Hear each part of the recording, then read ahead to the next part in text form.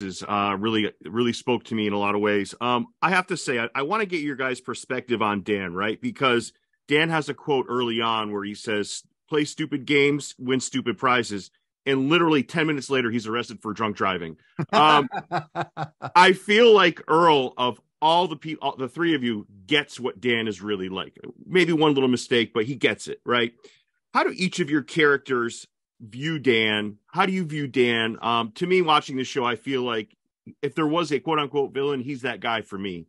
How do each of you see Dan?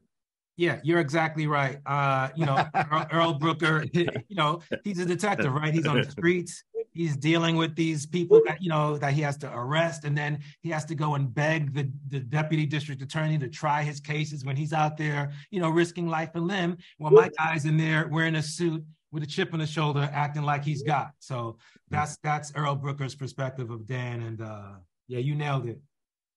Thank you. Karen, you're next. Oh. Karen. Oh, sorry, guys. Which Karen? Karen Butler. That's you, yes. Hi. Hi.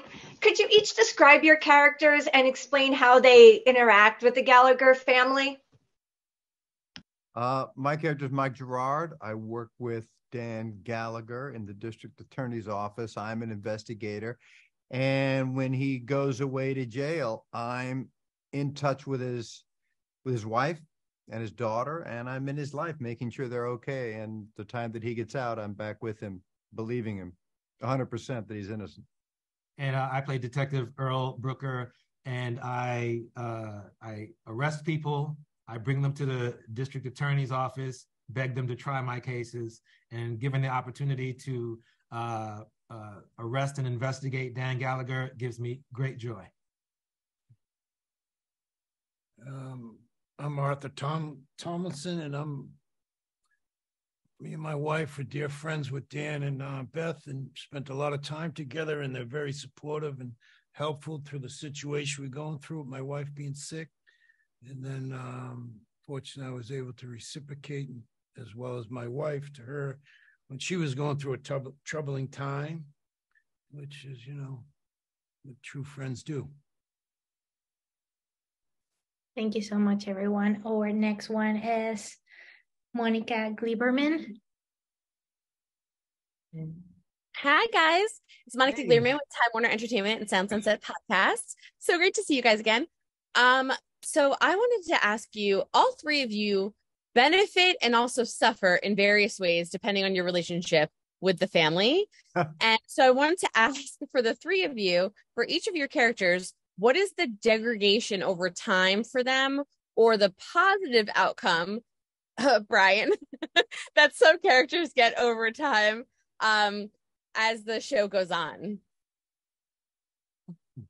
Well, I think my character, Mike Gerard, Dan's old friend, he's pretty off-put at Dan initially, of Dan being silent when he goes to jail, and he sees the pain that it's causing his daughter and his wife, and it's a head shaker for Mike. Even though he believes his friend, he doesn't get it. So you see his internal relationship with Dan crumbles, and then Dan comes out, and they have to work to build that back up. There has to be a lot of trust between these men again.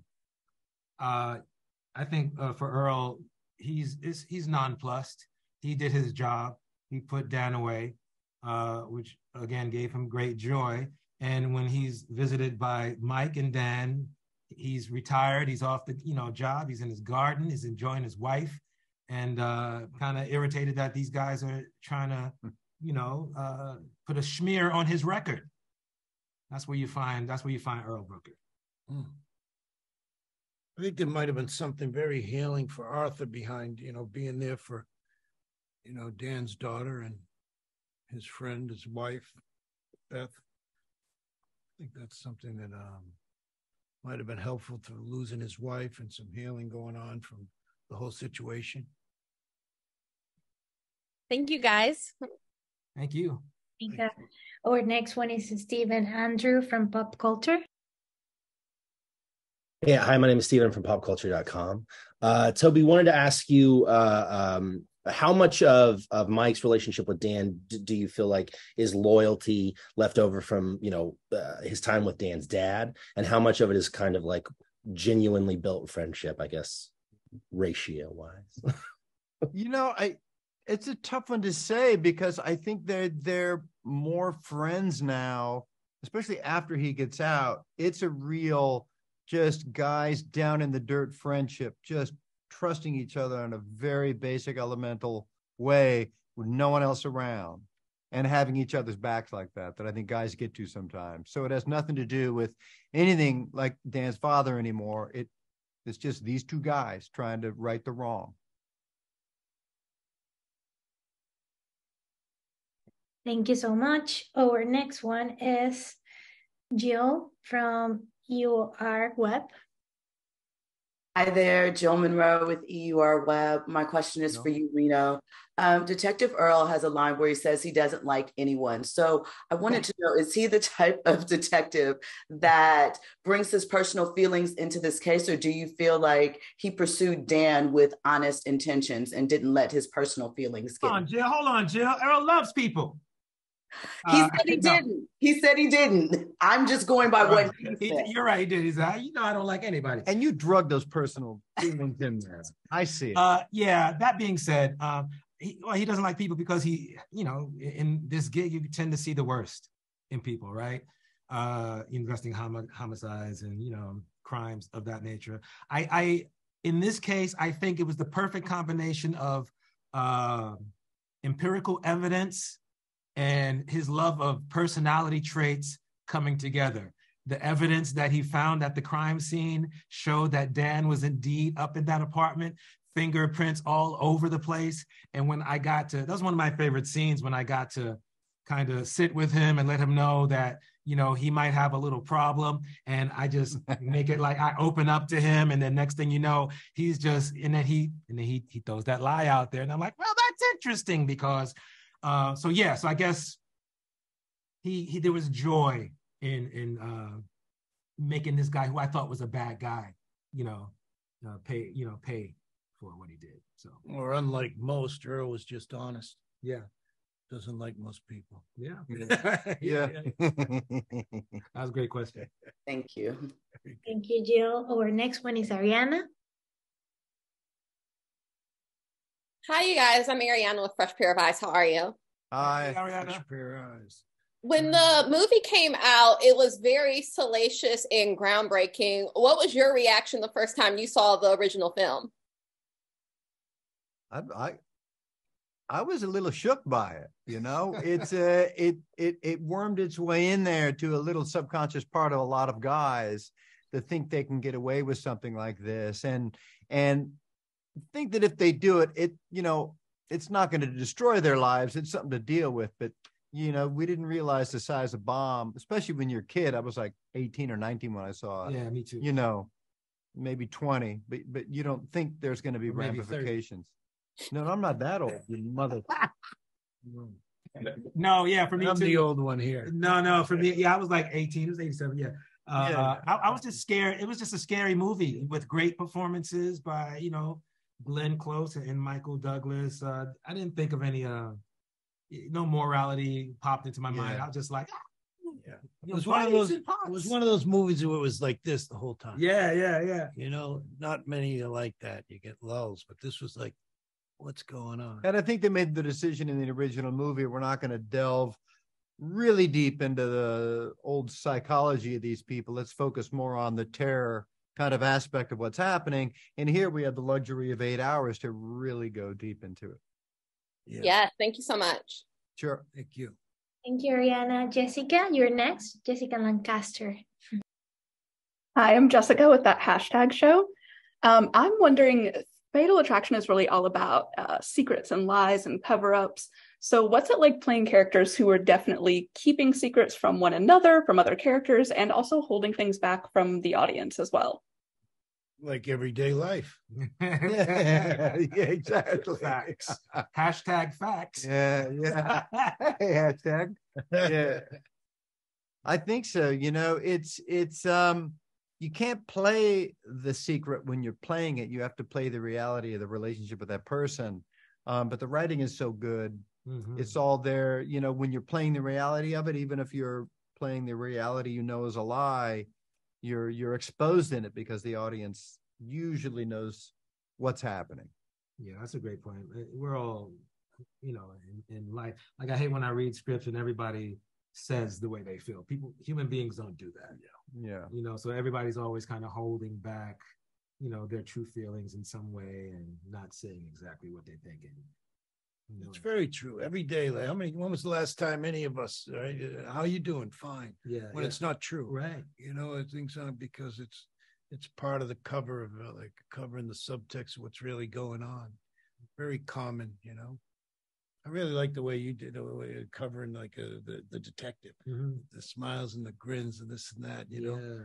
And Mike's character was interesting to me because he was pretty straightforward. You knew what he was thinking because he told you, Yeah. Yeah. Thank you so much, Jessica. Our next one is Jamie Steinberg. Hi, this is Jamie Steinberg with Starry Constellation magazine. Reno, I have to say your scenes with Joshua Jackson. Pardon me. Excuse me, she's asking me. So sorry. What's the question now? Sorry. My scenes with Josh. Reno, I think your scenes with Joshua Jackson are next level. You talked about how you have a singular focus to convict this man, to remind him who he truly is and what he did. Talk about filming with Joshua Jackson and the tete-a-tete the two of you have. Yeah, I love Josh. Josh is cool, man. So much fun. Offset, just one of the coolest cats. And working, Kevin Hines was very instrumental with me on working on Earl and how these kind of cases unfold and kind of what you're thinking. And Earl Brooker is the kind of dude he loves what he does so much that you almost can't trust him because he's taking everything in. He's checking out your tendencies. Although it looks like I'm playing with this thing, I'm listening to all of this shit that's happening over here. I'm watching you, and inevitably we'll use this against you. So I think that's what you're seeing a lot with Dan Gallagher and Earl Brooker. Me making him feel comfortable when he shouldn't be. Thank you, Jamie. Thank you. The next one is Brett. Hello, this is Brett from the Brett Allen Show. Nice to meet all of you. Congratulations on this wonderful retelling, new boot of such an iconic story. This question is for Reno. This is obviously a markedly different character than what you've played in the past. It's very interesting.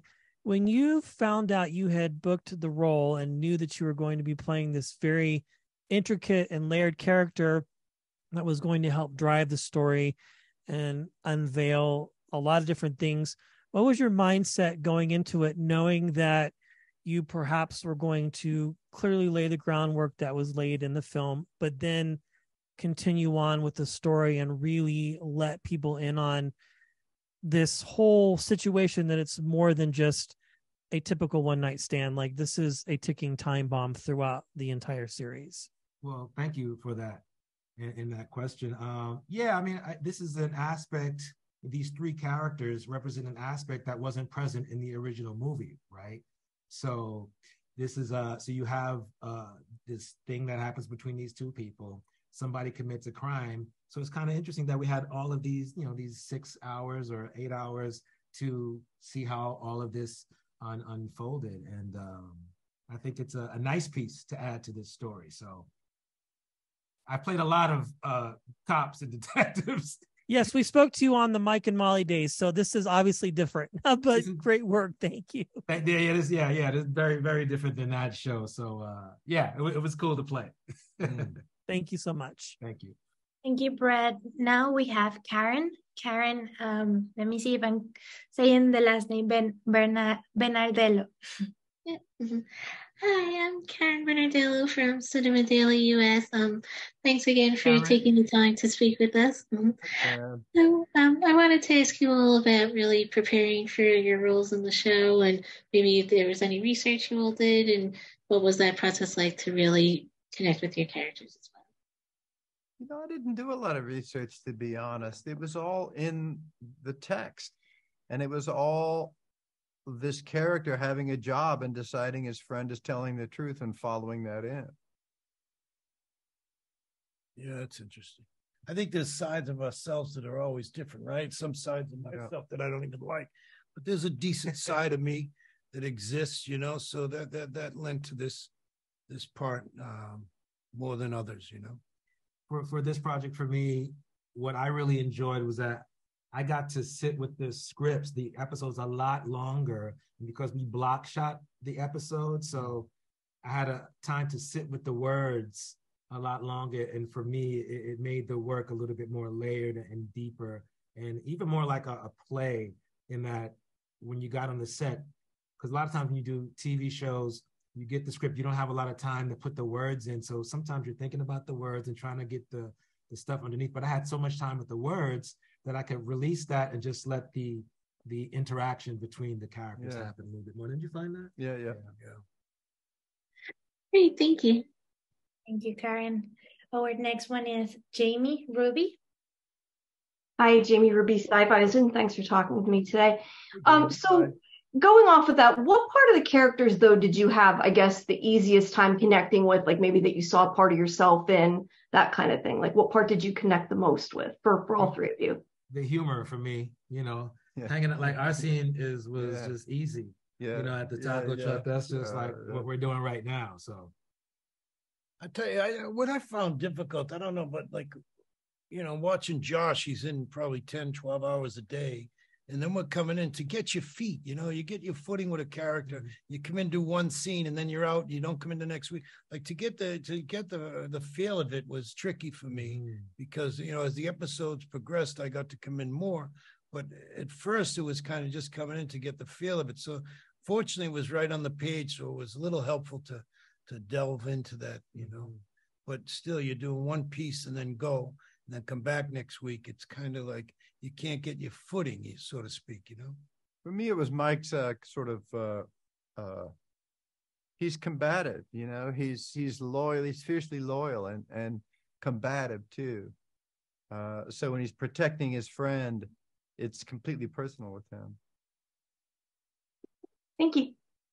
Thank you, Jamie. Derek, you have one more question? I do.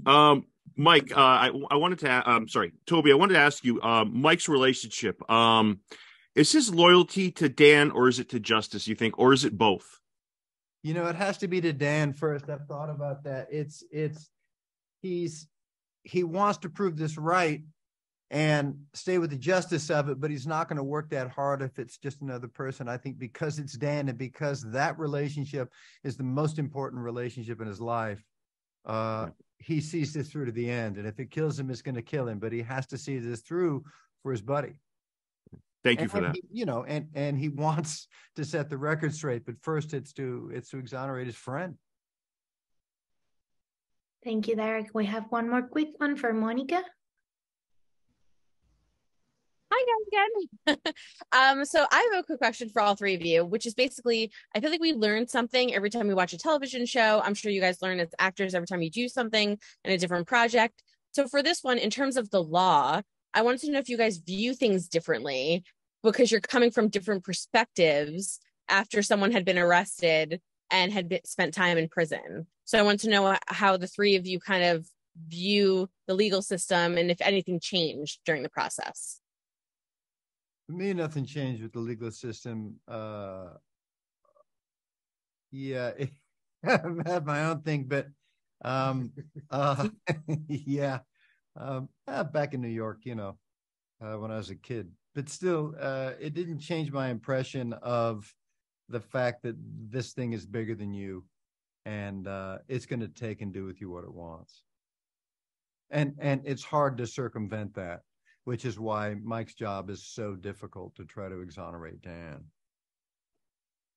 Yeah, this is of all the officers I've played in my time, this is the one where I understood more of when you're, you know, cop, detective works the case, you bring the case to the district attorney, ask them to prosecute this and take it further, and they make the decision whether or not this is valid or not, which the results would be somebody who I've been working on for months and months and months that I think is a bad person, they go free, back out into the wild, to, whatever, or the opposite. Somebody, they prosecute somebody. I'm like, oh, this is not a big deal. You prosecute this, but you don't prosecute that. So I learned a lot more about that working on this show. And sometimes it's not always fair. Thank you, everyone, for joining us today. That's the time we have. Please know that you have your next room in your email, so you should please take a look and go to that one next. Thank you for joining us, everybody. Thank you. Thank you, guys. So much. Yeah. Have a good day. Thank you. Have a great day, you guys. Thank you. And Toby, shout out to New York. I feel you. Brooklyn. Let's go. Brooklyn. Okay, shout out to you too. Bye, guys. Have a great day. All right, see ya. All right, dear.